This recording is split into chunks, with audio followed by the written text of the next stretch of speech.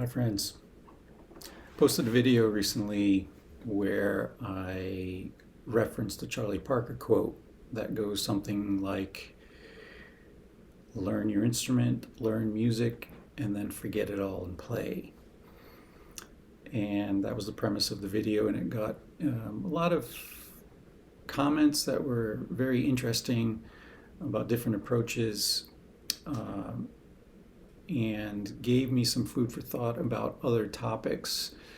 Like, to me, what Parker was really saying is this idea of embodiment. You need to learn things so well that you embody them. And how do you do that? So I thought I'd try to create a video that's a little bit more practical in that regard. Of course, I have some other videos on my channel that are talking about this kind of thing, so you can explore those. Well, I'll put a couple in the description that might be more directly related to this topic. But ultimately, I think anyone who's interested in my channel or improvised music and the guitar in particular, we know how difficult it is to master the fretboard. It's a real lifelong study, and we need some practical ways to tackle this thing.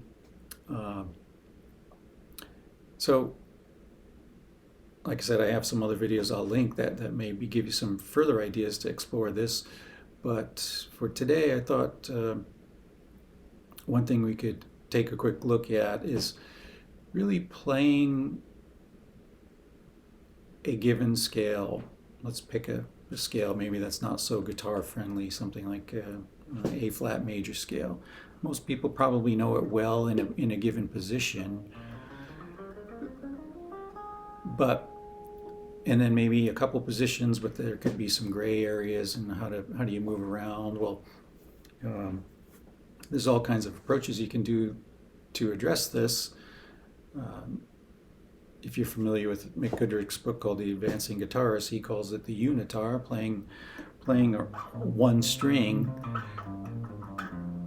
And that's really cool to learn all the notes of that given scale, but it's a little bit impractical from a fingering perspective. So great to learn the notes of the fingerboard, but then how do you connect all this stuff? Well, that's kind of what my proposition is today, is to pick a key like A flat and just play it all over the fingerboard. Try not to look. Just, we know the sound of it. If we play a wrong note like this one, or quote unquote wrong, one that's outside of the key, well, we can hear that and we adjust it. Maybe we have to look just to double check, am I in the right spot? Or maybe you have to look quite a bit more and make sure you're in that scale. But it's basically just using the ear and playing melodies, not trying to play a great solo, or just trying to stay within the key without playing patterns, just really exploring it. So that's one thing you can do. Now, ultimately, what we want to be able to embody is seeing the notes of that whatever chord scale we're working on, being able to see those notes light up all over the fingerboard. I mean, that's the ultimate goal, I feel, to have that freedom to wherever you are on the fingerboard, you can embody that chord scale. And that's difficult, it's very difficult. So another thing that could be helpful, if you take this idea that we just went through of picking a scale, any scale, could be whatever you happen to be working on, then maybe taking it through the cycle of fifths a bit. So let's say, for example, if we were going to we'll use the key of C because it's easier to visualize. C, typically, if you see the circle that someone has written out, there's plenty of examples online. C is usually at the 12 o'clock position.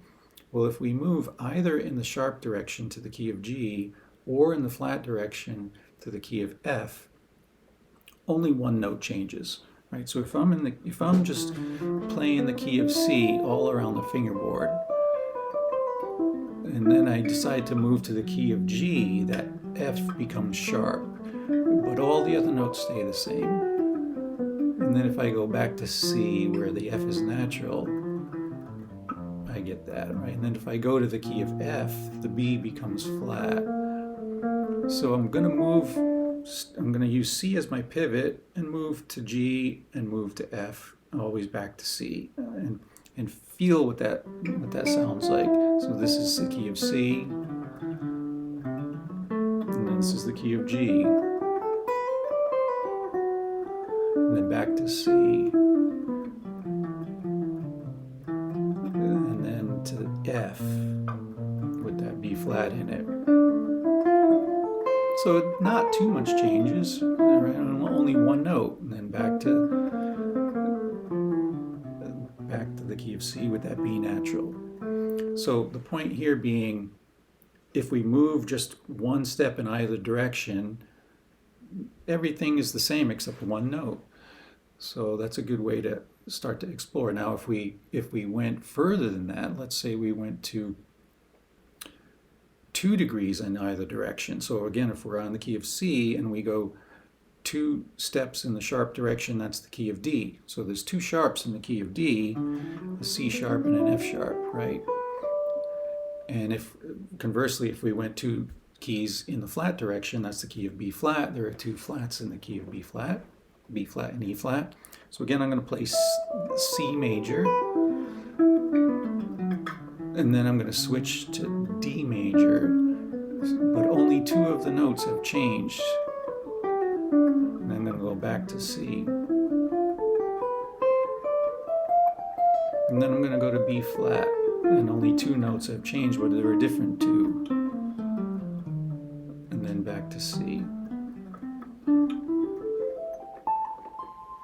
So this is an idea to hopefully you can use, and of course the further you go away from C, the harder it gets because more notes change. That was sort of the point here. You can take this thing in degrees by having just a subtle changes or more drastic changes if you're a more advanced player or you feel like that's not quite as challenging. You can always do that, or pick random modes or whatever. You could improvise in the key of C. Oh, I just played G. I'm sorry, I'm in the key of G. And then let's pick a random, how about F melodic minor? And so I'm not really thinking of chord changes, but chord scales. And then maybe A flat minor. And just random stuff. And back to C.